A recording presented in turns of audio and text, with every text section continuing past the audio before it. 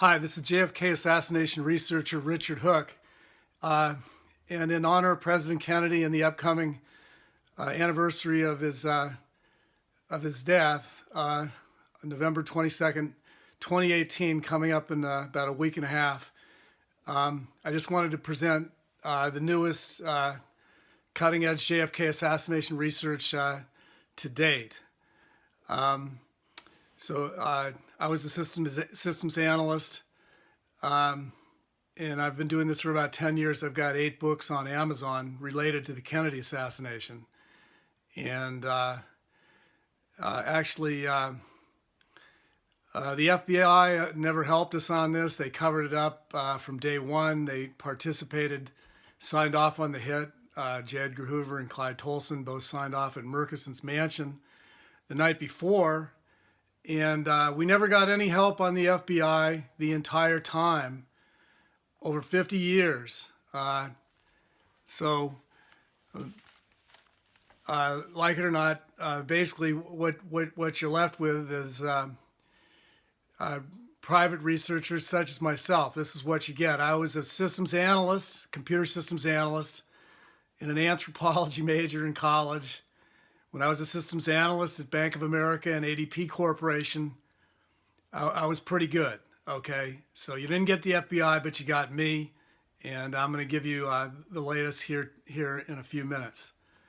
I've presented many videos on this before, but this is going to take it a little bit further. Actually, I wanted to say one of the things that when I first got started was I went on a camping trip to Yosemite with my 2 boys, and when I was there, I bought a book in the bookstore. It's called Climbing Back by Mark Wellman, who was paralyzed from the waist down. He was a mountain climber, and he climbed up El Capitan and Half Dome with a special rope that let him do it with chin-ups. So Mark Wellman, he climbed up El Capitan with thousands of chin-ups. And I can remember with my boys standing in the Merced River there looking up at that and thinking to myself, well, if Mark Wellman can do that, we can figure out this mess about the Kennedy assassination.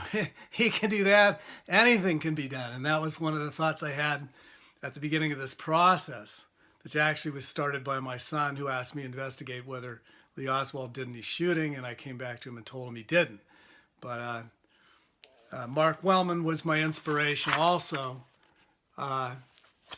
paralyzed mountain climber who did Half Dome and El Capitan with chin-ups. So I just wanted to mention that. Okay, so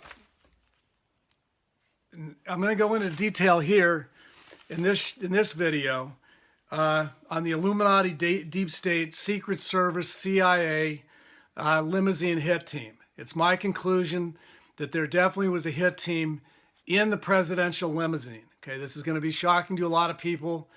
It's been mentioned in part by some previous researchers, but never quite as thoroughly as Rachel White and I have done in our new book, Takedown, available on Amazon, okay? And this is the book, Takedown, available on Amazon. I did available electronically right now. I did with Rachel White. So there definitely was a hit team in the presidential limousine. Now, this was the hit team, okay? We had the driver, William Greer, who was a shooter, Secret Service driver. He was also a Freemason. Roy Kellerman, the spotter, the radio man who was riding next to him. Jackie Kennedy, who was in the back seat, who was Illuminati CIA, planted in the Kennedy family from the beginning.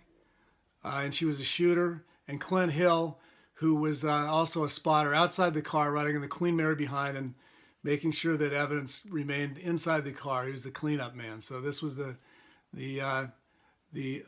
Illuminati Deep State hit team. This was the hit team, the final hit team, to take President Kennedy out if all else failed. And it had to be kicked in because he wasn't shot in the back of the head in the first part of the shooting like they had hoped for. Okay, so this hit team was used in its fullest. Its entire procedure went into action and was executed. Okay. Okay, so it's important to keep in mind. I just wanted to mention that what occurred on November 22nd, 1963, it was a coup d'etat. Okay, it was not just an assassination. Okay, although JFK was assassinated. Okay, it was very deliberate. It was determined. It was a takeover of the United States government is what it was, okay? It wasn't a lone nut. It was very organized. It was by our own deep state, okay? Our intelligence agencies, the CIA, the FBI, also the DIA, the ONI, Office of Naval Intelligence, the Dallas Police helped out also. And actually Frank Sturgis had even ties to the Israeli Mossad. So, but the CIA was the main agency who did it. Okay, and basically, in my opinion, Allen Dulles was basically the main organizer who'd been fired by JFK from the CIA over the Bay of Pigs invasion, which was kicked off without President Kennedy's knowledge, and they hoped that President Kennedy would then send in backup from the military to carry it through, and he didn't do it. Okay, so they challenged President Kennedy. They put him on the spot, and President Kennedy, it turns out, he had a little more guts than they bargained for, and he didn't take the bait, and so the CIA were completely made fools of in their attempted Bay of Pigs takeover of Cuba. Okay, but the conspirators, they had their patsy in place. Okay, they had Oswald all set to go. They already had him framed with the actions, handing out flyers, fair play for Cuba pamphlets in New Orleans that summer. They had him framed for like half a year. They had rifles and hit teams positioned all around the patsy, but the presidential limousine hit team was the final ace up their sleeve, okay, that they were going to play if they had to ensure the president was killed, and they did, okay. And what it was, well, the shooters in the hit team, in the limo hit team, were the driver William Greer and CIA passenger in the rear seat Jackie Kennedy, okay. Spotters, as I mentioned before, Roy Kellerman, who's the spotter and radio man, and Clint Hill was the spotter and trailing Queen Mary, Secret Service agent Clint Hill. And he was riding on the running boards, the left-hand running boards in the front of that car with dark sunglasses on. Okay. So basically around Zapruder film frame 225, okay, when the limousine began to emerge from behind the freeway sign, the president still was propped straight up, okay? So he hadn't been hit in the back of the head like they'd wanted, okay? He was still propped straight up. The CIA patsy Oswald had bailed, okay? So he didn't shoot, he bailed, okay? He had not shot at all. Loy Factor shot into the street because he didn't want to shoot President Kennedy. Chuck Nicoletti in the Daltex building, CIA Mafia, overshot. He shot over the top and it went into the chrome edge of the upper chrome edge of the windshield. So Nicoletti missed also. Okay, Mac Wallace had shot JFK down in the back, but it didn't knock him down. Okay, it hit him at an angle into the spine, but the president was still straight up like that. It didn't. Wallace's back shot did not knock him down. Okay, and then the main shooter on the grassy knoll had taken a shot, the badge man, Roscoe White, and he shot through the wooden freeway sign, deflected it just a little bit, and the shot went down into the president's throat. So that didn't, the president was still up with a throat shot in there and the back shot. He was still up. His head from the chin all the way up, from the neck all the way up was not hit at all, okay? And also, Gordon Novel, standing by the freeway sign with the umbrella, pumped it and put a into the side of the president's throat with paralytic toxin, which froze the president up. But that's all that did. It didn't knock him down. So he was still straight up. Jackie was riding in the opposite seat on the infield side of the back seat, and she was staring at him, over at him, not reacting, just waiting for his head to get blown off. And it didn't happen. Actually, all the people in the car were looking at him, hoping that it would happen, hoping that the limo hit team would not have to do the job. Okay, but they did. Okay, they had to do the job because he was still propped up. Okay, so at Z225, Orlando Bosch, the Umbrella Man's assistant, stepped off the curb by the freeway sign, by the lower half of the freeway sign, and he put his closed fist up above and stepped off the curb and signaled William Greer to stop the car, and that was to kick in the limousine hit team into action. So he stepped. Orlando Bosch gave the military signal. William Greer knew that he was going to have to do it. It was on him. Okay, and this is the reason they stopped that car. People need to realize, and actually Gene Hill has said, and it's on YouTube in interviews, that the car came to a complete halt. So there's no question about that. And actually, some of my colleagues, Larry Rivera and Jim Fetzer, they've proven the car came to a complete halt. But Gene Hill states it, okay? And she was like 20 feet away. So the car came to a halt. There isn't any doubt. Even though in the Zapruder film, it doesn't show it. So apparently there were a few frames removed, incriminating frames, I'm sure, when the driver, William Greer, shot the president, okay? But fortunately, there's still a frame in there that shows Jackie blowing a shot right up through his head. So we have plenty. Okay.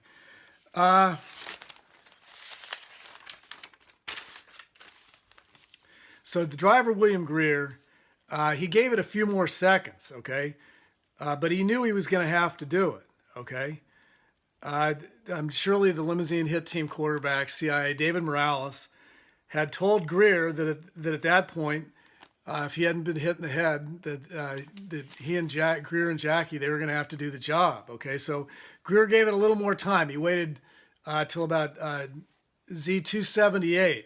Okay, and then he looked back around until Z292. These 18 frames a second. So he gave it a couple seconds after the closed fist. Greer did.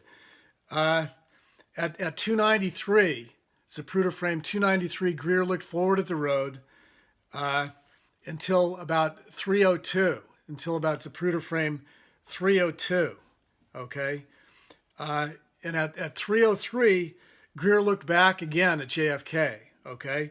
And apparently he had brought the car to a halt, and you can see in 303, Greer starts to bring his pistol across his chest to turn around and shoot the president, okay? He brought the car to a halt, and his hand, so he didn't need his hands, although I believe he kept his right hand on the lower part of the steering wheel. He came around across his chest with his pistol and was going over his left shoulder, getting set to shoot the president. That's William Greer, the driver, okay?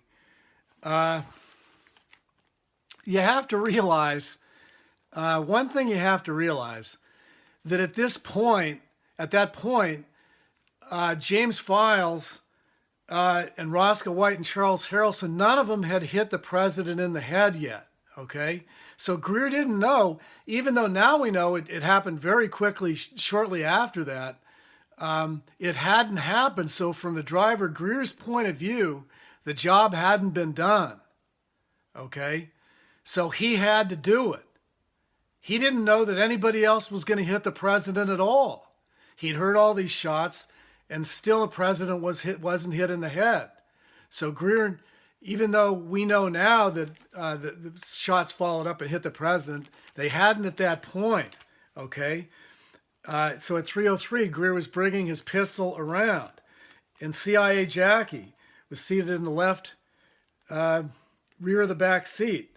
And from Z246 to 284, she began to get the president ready to pull the president's left arm, hand, and arm away from his throat. They were up like that. She was pulling his left arm and hand away from his throat. You can see this. Look at the Zapruder film frame separately yourself.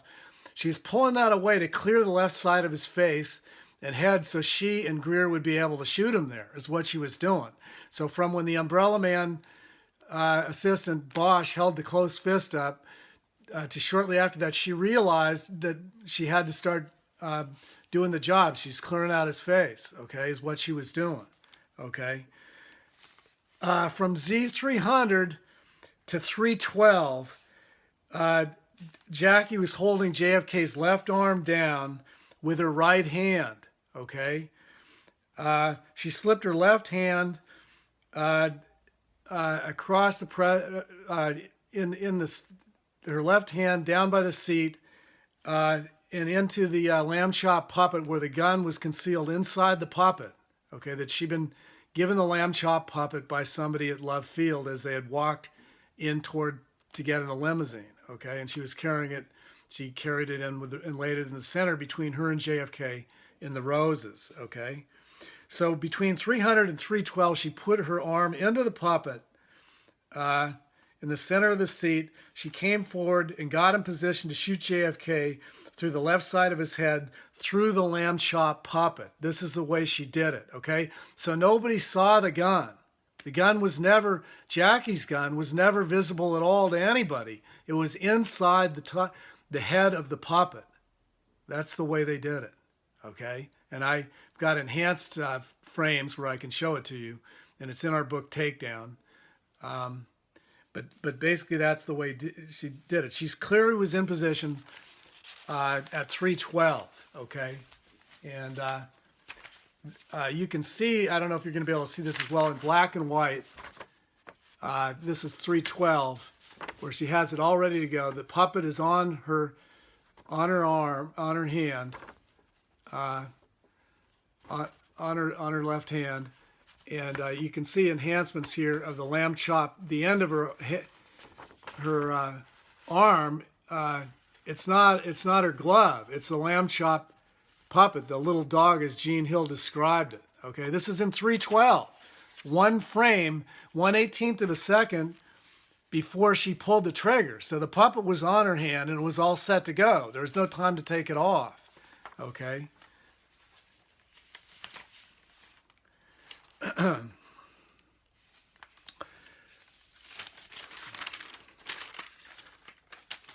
Okay, so at Z307, Greer was turned around and the car was stopped, okay?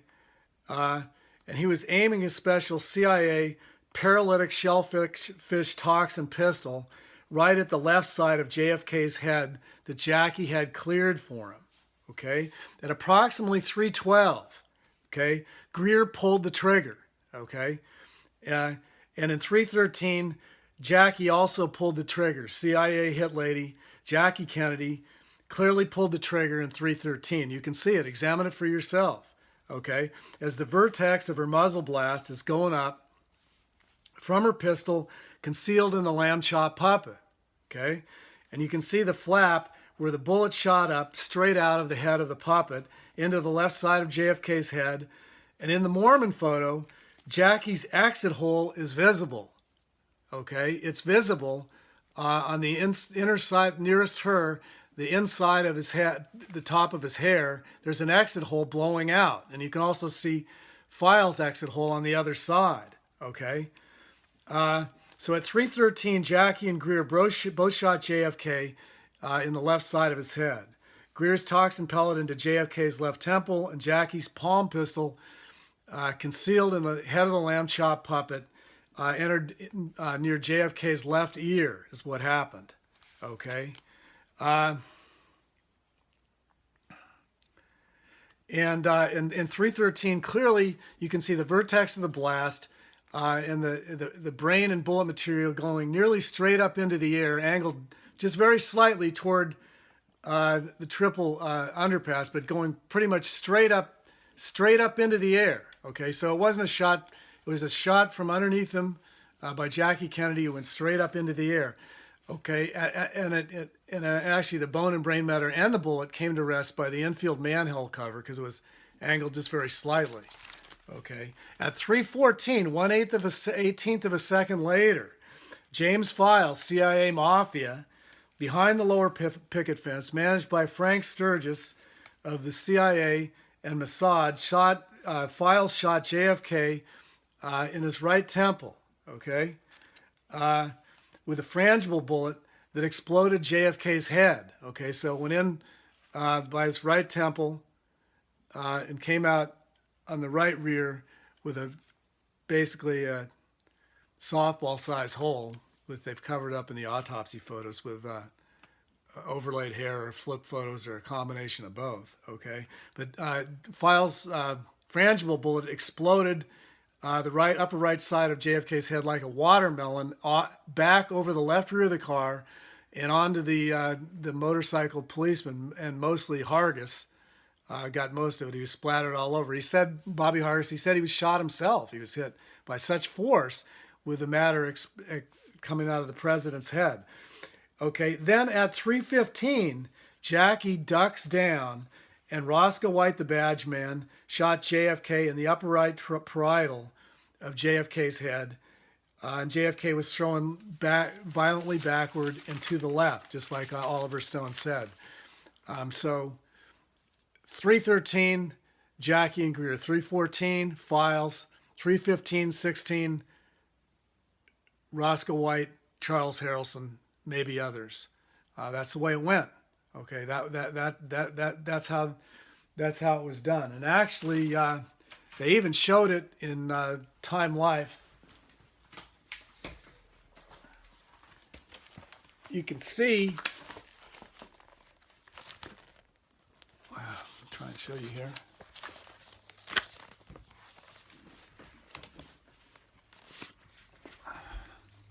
You can see it right here. Okay, you can see Jackie shooting, and the bullet going right up out the top of his head, and you can see smoke around JFK's head, and the bullet and brain matter coming straight up. Okay, so that's in 3:13. Now, some of the original people that viewed the Zapruder film, like on Saturday, and actually I was reading about one of them in this great book by Peter Janney about the CIA murder of Mary Pinchot Meyer, called Mary's Mosaic. And one of the first people to view the Zapruder film on November 23rd, the next day, was Dino Brugioni. Okay, and he described the shot going straight up. Okay, but nobody suspected Jackie. So even though he described it exactly, he says when he saw that film on the 23rd, he said, oh yeah, I remember all of us being shot. It was straight up. He gestured high above his head, in the sky, into the sky. This is what Dino Brugioni said. Okay, so Jackie did it. They didn't put it together, although it was all there for people to see. Now, when you watch the Zapruder film in regular motion, it goes so quickly, 1/18 to the second, that Jackie's shot quickly gets covered up by Files and the other shots that came in, Roscoe White and Harrelson or whoever. And so that JFK's head goes back and to the left. And you miss Jackie's shot, which was the first one, and Shirley Greer's was in there too. It gets covered up by the back and to the left motion, but the first shot before Files and Roscoe White was Jackie, and it went straight up, and you can see it in 3:13. Everybody should take a look at it. This is your history. This is what happened. Okay, it's a sad thing. I wouldn't be telling you this. This is not what I was looking to find. Okay, not at all.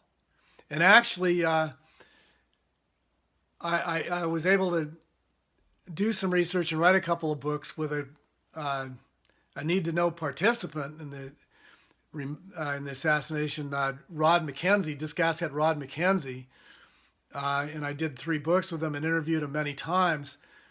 And he told me that David Morales told him in the 1970s that Jackie was in on the hit.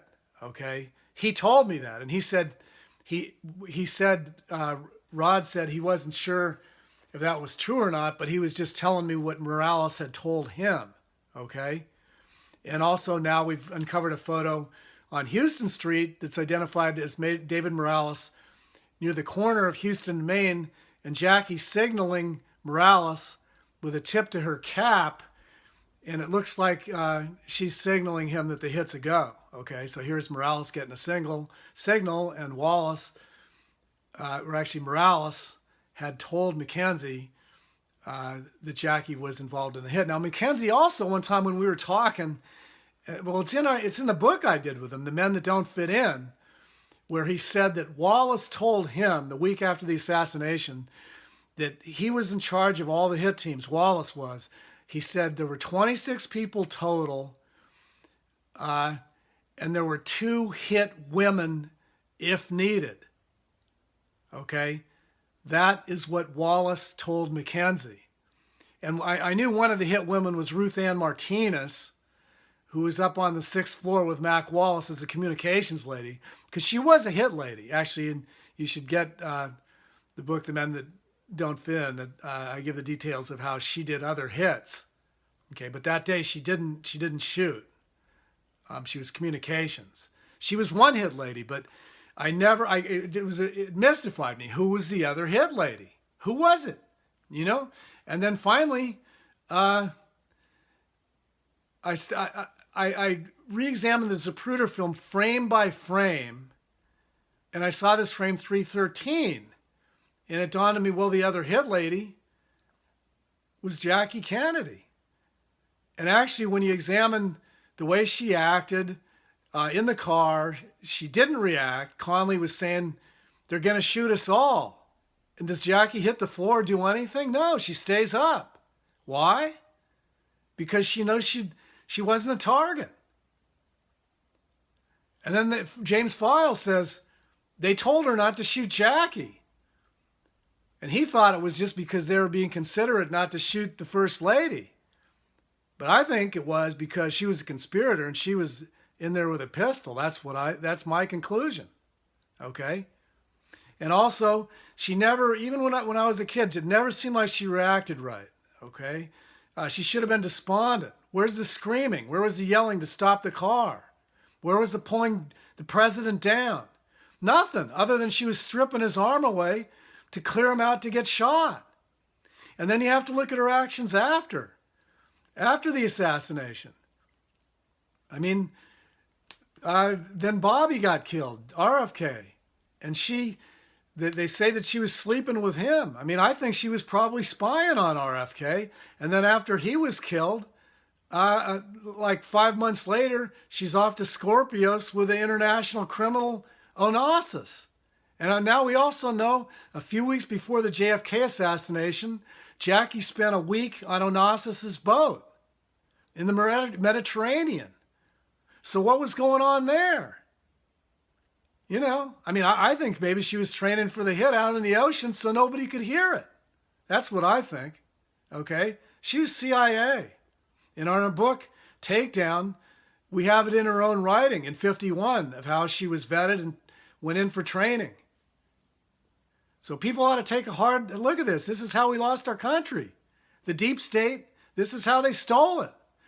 And then she's on the Air Force One, and they're handing over the reins to LBJ, the criminal, who's going to be tried and probably go to jail the very next week.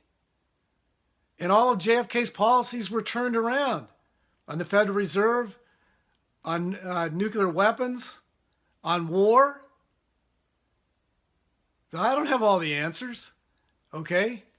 I wouldn't tell you this if I didn't think it was true, but I think people ought to take a hard look at it and ask them why we're in the state that we're in today with all this craziness going on and how this happened and how these people got in control. Take a hard look at November 22nd, 1963 is what I'm saying. because the details, the sordid details are all there. Okay. So, this is Richard Hooke signing off.